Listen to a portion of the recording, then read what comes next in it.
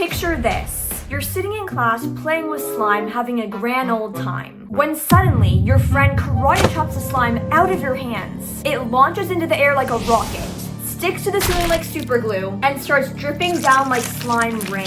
Kids are screaming, desks are flipping, and all you can do is watch in horror as this unfolds. Welcome to the story about how I committed a slime felony in school. This story starts back in 2018 when slime was everywhere. Everyone knew about slime, everyone loved slime, everybody had slime. People were making it out of anything and everything. Glue, glitter, shaving cream, you name the item, it was probably made into slime. Slime was honestly just breaking the internet.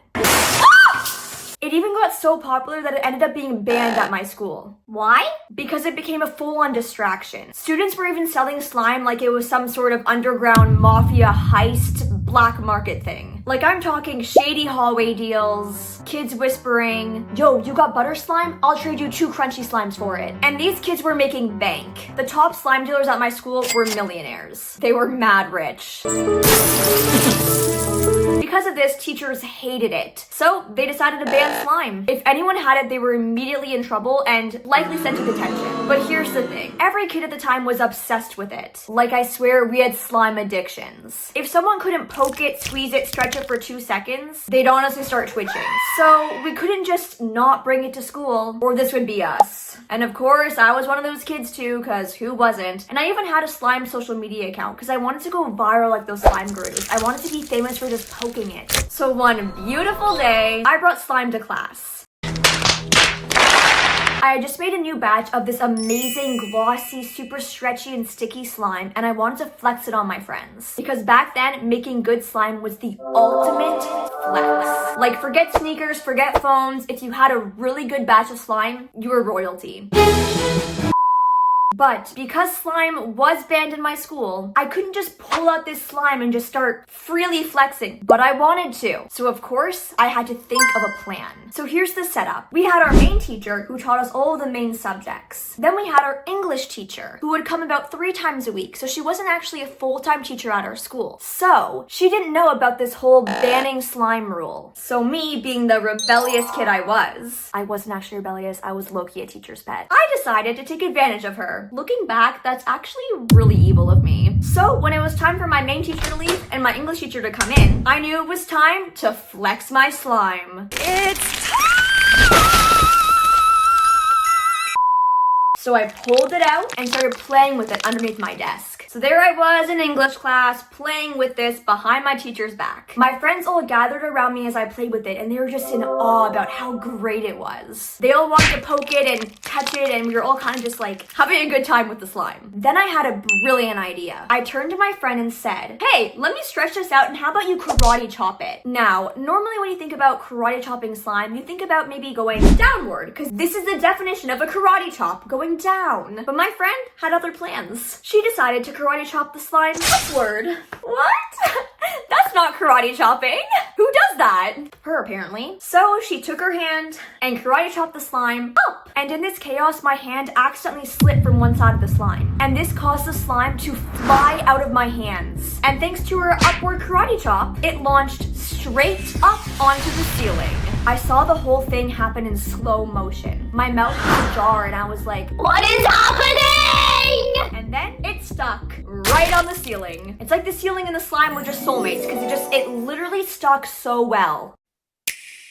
So I looked at it and I was like, oh, okay, maybe nobody will notice, maybe it'll be fine. But gravity had other plans. Yay, gravity!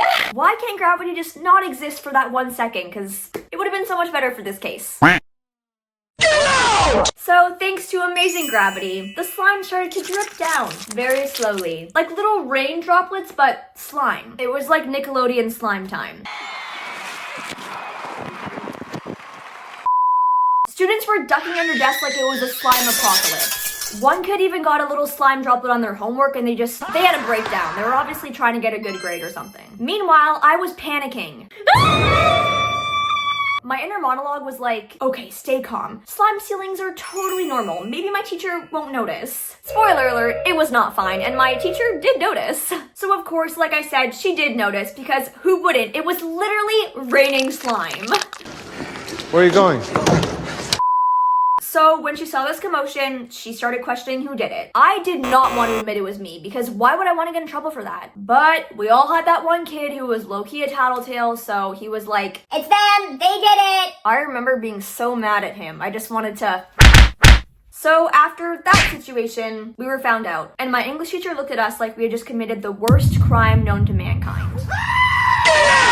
But again, since she didn't actually know about the slime ban, I was hoping that we wouldn't get in trouble. I thought that maybe we just get let off easy. But nope, because just then, my main teacher walked into the class and saw the entire scene. She asked what happened and my English teacher told her everything. So we were exposed. My main teacher looked at us with utter disappointment. She then pulled us aside and started yelling. "How could you do this? You know that slime is banned!" My friend and I didn't know what to say, so we just stood there looking at her in embarrassment. Then, after she was done yelling, she called the janitor and told them that, "Hey, there's slime stuck in the ceiling. Could you try to come get this off?" Luckily, in that moment, the bell rang for recess, so we had a little bit of time for refuge. So immediately, my friend and I ran out of school to escape for a little bit. But for the whole recess, we were freaking out because we were good kids. We never got in trouble, so this was just new territory for us. We were like, should we run away? Should we never come back? Should we move to Florida, get different names, change our entire appearance? Should we join the circus? Or should we just accept our defeat? We didn't know what to do. Eventually, though, recess did end, and we had to do the walk of shame back into the school.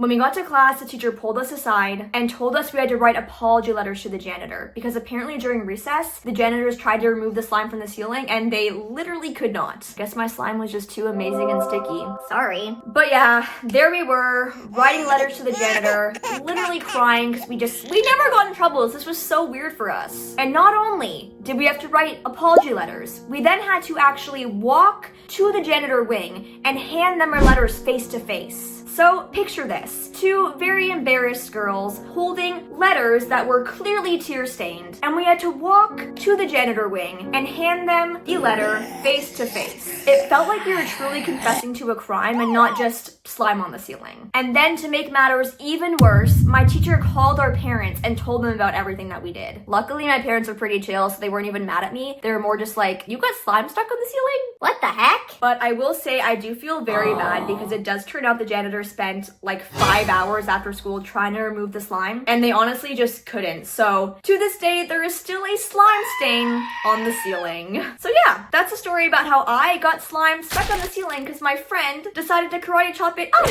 and not down. Not that I'm blaming her because obviously I did break the rules and I brought slime to school, which is not okay. Don't break school rules, but I really wanted to flex my slime. Anyway, moral of the story, never karate chop slime, at least not upward.